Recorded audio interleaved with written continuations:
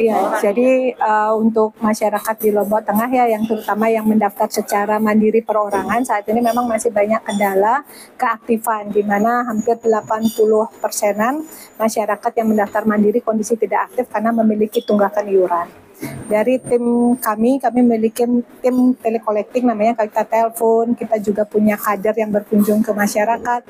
Itu rata-rata memang permasalahannya ada yang kemampuan bayar, ada yang kemauan bayar. Nah, disinilah yang kemudian kita tawarkan punya program rencana pembayaran bertahap atau mungkin disingkat REHAP. Ini adalah program mencicil, jadi masyarakat bisa memanfaatkan program ini untuk mendaftar dan bisa menuntaskan tunggakannya secara perlahan dengan konsep mencicil maksimal 12 bulan. Jadi bisa untuk dimanfaatkan oleh peserta, jangan tunggu sakit dulu gitu ya.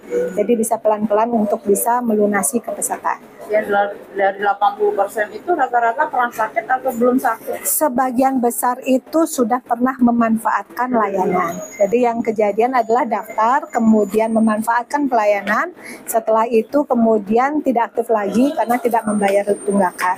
Artinya hanya memanfaatkan ketika sakit itu saja ya? Iya, di awal-awal mereka melakukan pendaftaran memang karena membutuhkan layanan, itu yang kejadian. Ternyata berapa bulan deh yang?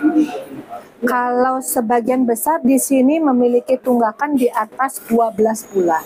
Jadi untuk tunggakan yang kita bayar bahkan lebih, tunggakan yang diakui sebagai kewajiban yang harus dituntaskan adalah 24 bulan. Itu kelas berapa saja itu? Sebagian besar kelas 3. Kelas 3 ya? Kalau dari 99,99% itu berapa yang tidak aktif secara umumnya?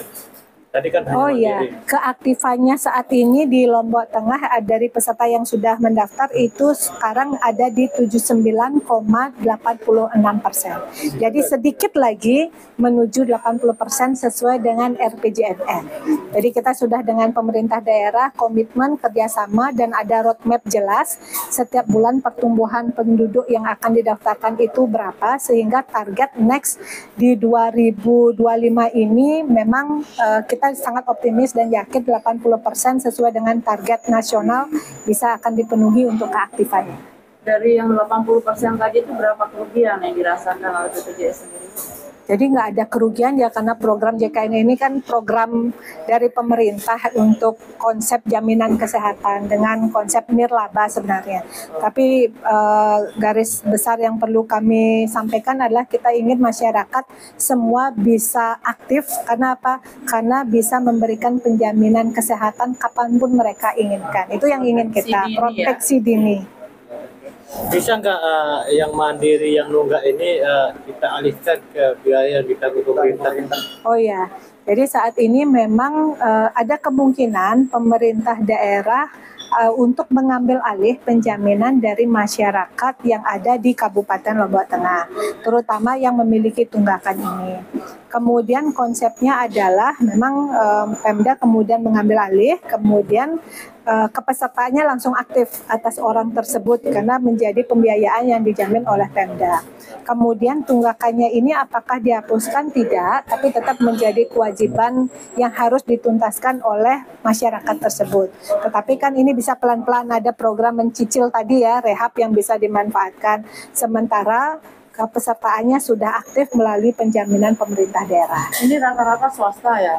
Rata-rata yang mandiri yang per orang. Cuma kita harapkan kalau masyarakat memiliki kemampuan bayar, ya artinya bisa mendaftar melalui pendaftaran yang dia mandiri, jangan diambil alih ke pemerintah daerah kalau memang memiliki kemampuan untuk menyelesaikan kewajibannya secara perorangan. Angka berapa yang tadi presentasi tadi? 80%. 80%-an. Berapa kalau secara angkanya? Oh, banyak ya nanti. Nanti biar nggak salah saya, kalau secara total kalau nggak salah sekitar 60 ribuan jiwa. 60 ribu jiwa. Nanti mungkin jelasnya sama Mas Ipan ya, tapi seingat saya 60 ribuan jiwa itu kondisinya dalam keadaan tidak aktif. Kalau soal UHC tadi ini kan pemerintah sudah mendorong bahwa cukup dengan KTP sudah bisa berpelayanan.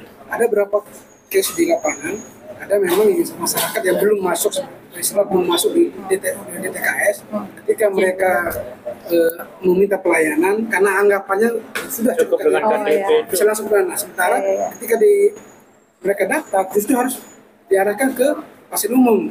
Ini gimana sebenarnya? Jadi cukup memakai KTP ketika mengakses layanan itu adalah komitmen kami. BPJS Kesehatan dan Pemda juga sama.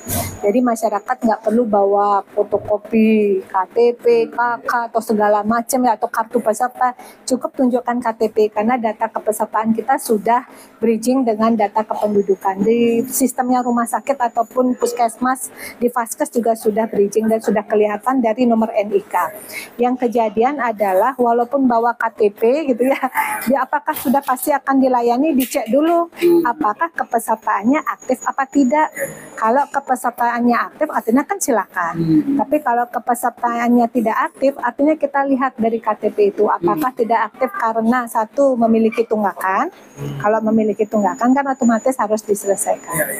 Atau dia mungkin belum terdaftar. Kalau belum terdaftar artinya dia harus mendaftar dulu. Tetapi konsep memakai KTP itu artinya mensederhanakan segala administrasi ketika membutuhkan layanan. Dia harus daftar dulu baru kemudian bisa layanan. Otomatis itu. Jadi begitu. Karena itu yang mungkin belum nyampe gitu, bahwa cukup dengan KTP sudah misalkan bisa dapat pelayanan karena kan sudah UHC tadi. Ya, karena kan sudah UHC 99% masyarakat kan sudah sebenarnya terregistrasi. Cuma sekarang dipastikan aktif apa enggak. Ya, jadi begitu pakai KTP silakan. Dan kita pun dengan Pemda kan sudah ada koordinasi tuh.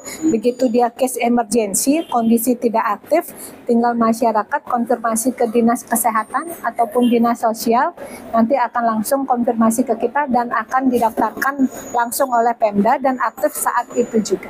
Ini yang kemudian menjadi komitmen Pemda, makanya menyiapkan anggaran untuk pendaftaran masyarakat yang seperti itu.